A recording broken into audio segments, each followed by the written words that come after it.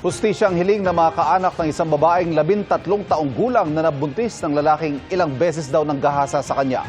Ang suspect nagtangkapang tumakas ng arestuhin. Nakatutok si John Consulta, exclusive. Babasahan na dapat ng Miranda rights ang inarestong may warrant nang biglang itong tumakbo para takasan ng mga pulis.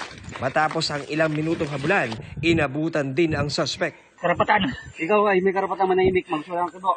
Arestado ang 19 anyos sa suspect, isang construction worker na wanted dahil sa reklamong statutory rape. Ayon sa PNP PRO 4A, ilang beses daw ginahasa ng suspect ang isang 13 anyos na biktima na nauwi sa pagbubuntis nito. Nangyari pala ito dito sa may Calamba, Laguna, no?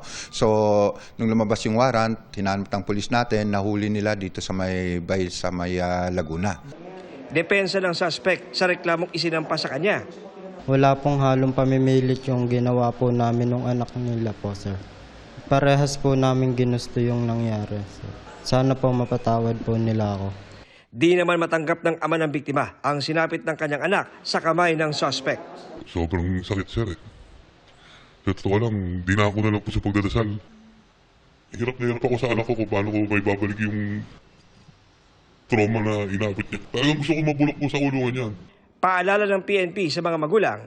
No, hindi nila dapat basta-basta ipagkatiwala yung mga anak nila, no? Paalala lang po at dapat sana is ingatan nila itong mga batang ito. Para sa GMA Integrated News, John Consulta, nakatutok 24 oras.